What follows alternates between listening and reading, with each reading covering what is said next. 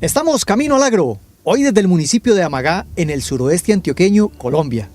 Estaremos visitando una finca que se dedica a la producción limpia de plantas aromáticas, medicinales y algunas hortalizas, manejando adecuadamente los agrobiológicos. Así que acompáñenos. Desde épocas inmemorables, el hombre ha utilizado las plantas como alimento, medicina y aromatizantes en su dieta cotidiana. Las formas de utilización son múltiples de acuerdo a la ocasión. Por eso es de vital importancia la forma de cultivarlas y el manejo adecuado de las plagas y enfermedades, evitando a toda costa la contaminación con agroquímicos. Nos encontramos en la finca La Cesta en el municipio de Amagá y nos acompaña el día de hoy el doctor Diego Fernando Echeverri. Doctor, bienvenido al programa. Igualmente, bienvenidos. Bueno, esta finca se dedica al tema de producción de hortalizas, tiene un poquito de café, aromáticas y medicinales. Cuéntenos, ¿usted cómo llega a este tema de estas hierbas?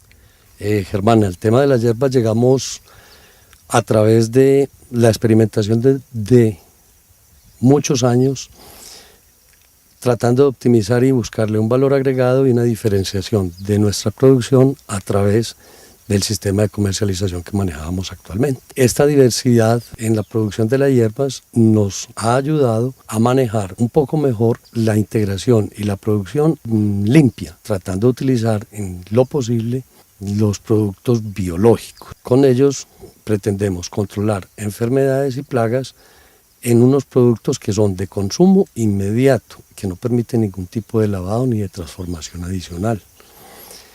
A través de esto hemos llegado a implementar ciertos parámetros agropecuaria limpia en nuestra granja. Esto pues en términos de biología y todo, entiendo que usted era también cebollero. ¿Cómo cambia de la cebolla esto? Las empresas agrícolas son muy cambiantes, las condiciones ambientales también han cambiado. Entonces, los temas de enfermedades y plagas en el cultivo de la cebolla hacen que en las condiciones ambientales donde nos encontramos la eficiencia fuera menor y el costo versus el beneficio disminuía enormemente. Por eso tomamos la decisión de ir buscando otras alternativas de producción agrícola que nos permitieran continuar con la viabilidad de la empresa. Bueno, entonces ahora sí vamos a meternos en el cuento de los biológicos. Usted hace un manejo más limpio, va hacia la producción pues cada vez más limpia. Hablemos un poco de esto ya como en el esquema general de la finca. Sí, Germán, el esquema general de la finca manejamos 99% producción limpia, utilizando las herramientas que han ido desarrollando a través de las investigaciones, como los hongos biocontroladores, como los aceites, los elementos trazas, los elementos primarios en el control de cierto tipo de enfermedades y de parásitos en las plantas. Este proceso comienza desde la plantulación en el semillero, donde a través de inoculación de las micorrizas, del tricoderma, estimulamos la germinación de las plántulas y la inoculación de estos microorganismos que son potencializadores de germinación y crecimiento de las mismas plantas. Posteriormente, cuando se llevan a campo, se hace la misma inoculación en campo y se hace un mantenimiento periódico de este tipo de microorganismos. Si se presenta algún tipo de enfermedad o de insecto plaga, usamos los diferentes mecanismos que se tienen dispuestos para ellos. Dentro de esos disponemos de algunos hongos que controlan larvas y huevos de algunos insectos. Tenemos otros hongos, tricoderma, que nos ayuda a controlar y a prevenir la presentación de algunas enfermedades fungosas. Tenemos la utilización de los aceites de potasio, de sales de potasio, donde tienen un efecto larvicida y ovicida. Los pegantes o adherentes que nos sujetan las plagas al follaje. Tenemos algunos agentes naturales que son insecticidas, como el tabaco, el neem, ¿sí? Y tenemos la utilización de algunas trampas de luz negra, de luz blanca y algunas trampas cromáticas. Con esto vamos ayudándonos a disminuir la enfermedad. ¿Qué tal le parece si vamos a la zona de bancos y plantulación para que arranquemos por el principio? Perfecto, Germán. Procedamos, vamos. Las primeras etapas de las plantas son fundamentales para garantizar un buen desarrollo, un excelente estado fitosanitario y que el consumidor final adquiera un producto de inmejorables condiciones, tanto estéticas como de contenido nutricional y sin contaminantes. Ya nos encontramos en la zona de plantulación, doctor, y vamos a hablar de este tema del manejo del sustrato. ¿Qué sustrato se utiliza aquí? Germán, el sustrato que utilizamos en la granja es un sustrato compuesto de 2 residuos orgánicos que son subproductos de cosecha de otras actividades agrícolas. Utilizamos la cáscara de arroz y la cáscara de coco debidamente triturada y prensada. Estos sustratos llegan individualmente a nuestra granja y a través de un proceso de lavado y de desinfección los adecuamos para evitar que la contaminación del sustrato no genere problemas en la plantulación. Después de hacer ese lavado y desinfección, inoculamos el tricoderma, la Burkholderia cepacia y las micorrizas. Del momento en donde hacemos la inoculación, la hacemos en forma líquida. Aprovechamos a inocular y a la vez a humedecer el sustrato que está preparado para recibir la semilla. Posteriormente se lleva al sitio de germinación y allí se le hace el mantenimiento y las mejoras a través de este sistema de humectación. 2 veces a la semana se le hace aplicación de los biocontroladores para evitar que en el área de plantulación se nos generen el tipo de enfermedades, especialmente hongos o bacterias que son muy propicias por las condiciones de alta temperatura, alta humedad que se presentan entre los semilleros. ¿Este tipo de sustrato, la proporción de coco, de cascarilla, obedece al tipo de especie? Dependiendo del tipo de especie que vamos a sembrar, del tipo y tamaño de la semilla y si se va a sembrar semilla o esqueje. Los esquejes más leñosos, como son más difíciles de enraizar, necesitamos que tengan un mayor contenido de humedad. Ese mayor contenido de humedad se lo damos con mayor proporción de coco que de cascarilla. Pero si necesitamos germinar una plántula como lechuga, donde el exceso de humedad nos podriría la semillita, utilizamos una mezcla más cargada en cascarilla que en turba. Es básicamente esa diferenciación la que se debe tener presente en el momento de plantular. Háblenos de especies que se propagan por semilla y cuáles por esqueje. Nuestra producción acá en la granja manejamos producción de hortalizas, todas son por semillas, lechugas, tomates, pepinos. En ocasiones que sembramos matas de cilantro, todas se hace propagación por semillas. En las hierbas aromáticas se pueden pagar todas por semilla, pero hay unas semillas que son muy costosas, de una viabilidad muy reducida, de un crecimiento muy lento. Entonces preferimos hacer la propagación por medio de esquejes. Las que utilizamos para propagar por semilla están la manzanilla, la caléndula, el eneldo, el hinojo, el llantén. Las que utilizamos en esquejes para reproducir, el orégano, el tomillo, el romero, la hierbabuena, la menta, la salvia, la ruda, el ajenjo, como en términos generales. Pero adicionalmente hay otra reproducción de especies que es por otros sistemas diferentes, como es la partición de las plantas por rizomas con raíces vivas, como es el cebollín y como es la limonaria. Y hay otras especies que se deben reproducir es por medio de acodos o partición de plántulas con raíces completas, como son los árboles de laurel, donde las semillas en el país no se consiguen porque no es su hábitat natural. La reproducción por acodos es muy lenta y por esquejes la viabilidad es de menos del 1%. Entonces se utilizan esos otros 2 tipos, los esquejes en acodo aéreo y la partición de plántulas con raíz. Doctor, aquí, pues fuera de los biológicos que se manejan en el sustrato, ¿hay algún otro biológico que venga vía aspersión?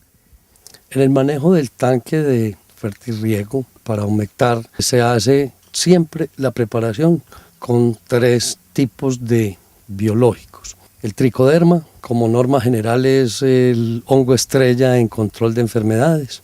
A los 2 días, para evitar que haya una competencia del tricoderma con los otros hongos biocontroladores, aplicamos el paelomisis, que nos ayuda a prevenir ataques de chupadores, raspadorcitos de follajes.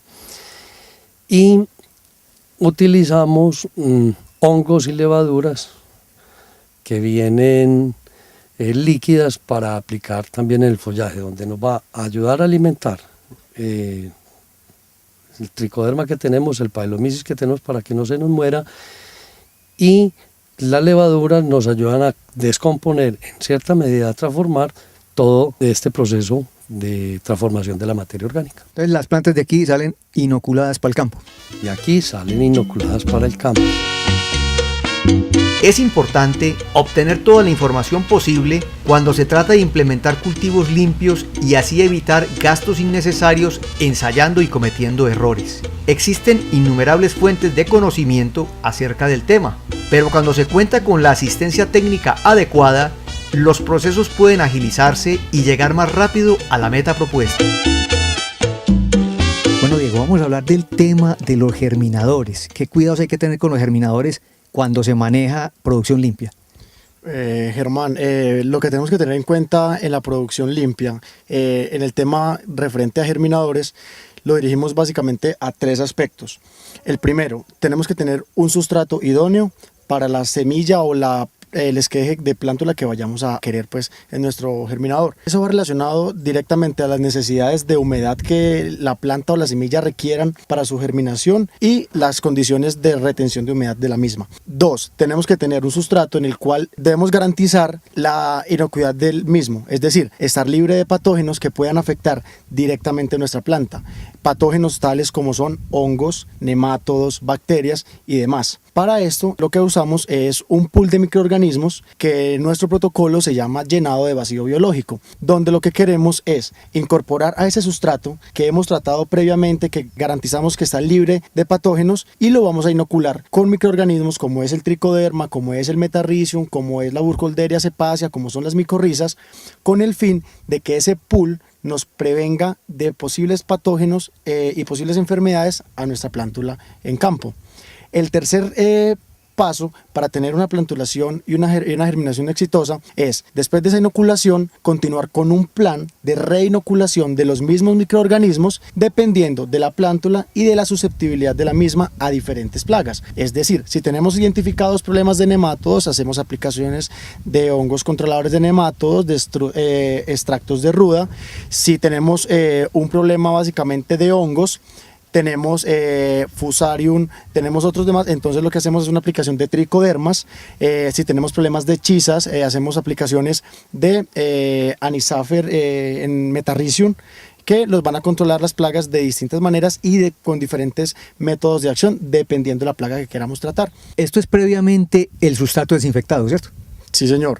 Básicamente lo que tenemos es previamente el sustrato desinfectado porque proviene de diferentes zonas donde tienen problemas endémicos. Es decir, si trabajamos un sustrato de coco que proviene de la costa, que puede contener sales y otras cosas que nos van a afectar directamente la germinación, o puede provenir de plantas, pues en este caso sería la cascarilla del arroz, que proviene de zonas donde la aplicación de productos químicos es muy alta y pueden estar almacenados de alguna manera o en la superficie o en la parte interna de esta. Entonces lo que hacemos es una desinfección para garantizar inicialmente que no tenemos un patógeno que nos va a afectar. De ahí en adelante lo que vamos a trabajar es una prevención y ocupar ese espacio que dejaron los patógenos con microorganismos benéficos. Bueno, Diego, hay otros problemas que vienen en el agua. ¿Qué tenemos en relación al agua? Con respecto al agua, lo ideal es trabajar con aguas tratadas de la mejor calidad posible. Es decir, tenemos que tener regulaciones de pH, dureza, alcalinidad y sobre todo de la inocuidad biológica.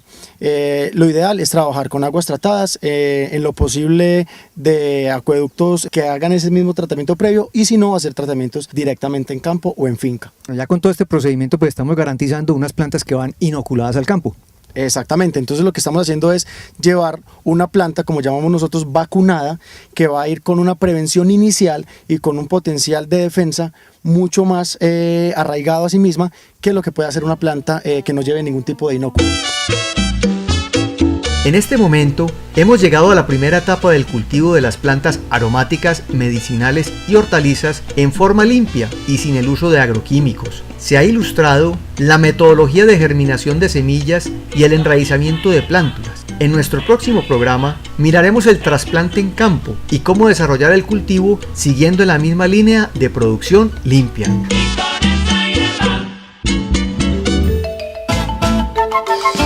Camino al Agro. Nos acompaña Janet Mejía, quien ha venido de España a hacernos por aquí la visita, y vamos a hablar de plantas medicinales. Janet, bienvenida. Muchas gracias, señor Germán. Bueno, vamos a hablar de esa historia que usted tuvo en su hogar en donde la medicina era muy regular y usted empezó a trabajar con esas plantas medicinales.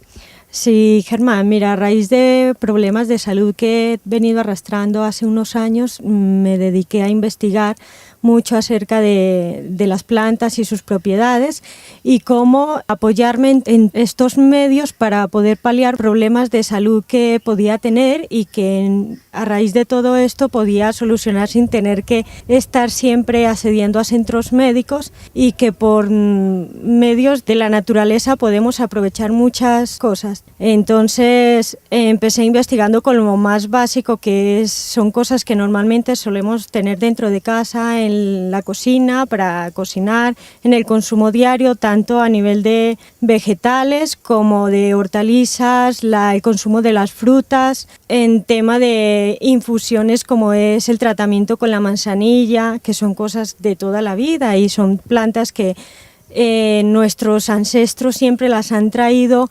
a nuestros hogares, a nuestras familias, de generación en generación. Entonces podemos encontrar una cantidad de propiedades y que en realidad hay plantas que no solamente son para paliar enfermedades básicas, sino también problemas como desinfectar heridas en casos de urgencias, como por ejemplo lo que es el tomillo, que es una planta que es desinfectante, nos puede ayudar en el tema de malas digestiones. También se utiliza como alimento. Por ejemplo, las sopas de tomillo, que son alimentos que normalmente a veces las abuelas nos preparaban. Y aparte de eso, también todo lo que es el consumo de las frutas y las propiedades en sí del consumo del zumo del limón, la importancia que tiene el consumo del limón dentro de nuestra alimentación, la naranja, el plátano, que es una fruta que nos sirve como antidepresivo.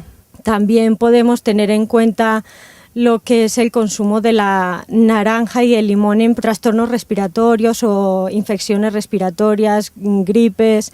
También se pueden utilizar lo que es la aloe vera, por ejemplo, que es una planta que está dentro del jardín y que es una planta que nos sirve en problemas de tanto externos como internos, a nivel interno del organismo. Hablemos qué se puede utilizar en esos problemas cotidianos en las casas, fiebrecitas en los niños, dolores de estómago, dolor de cabeza. ¿Qué podemos usar ahí en hierbas?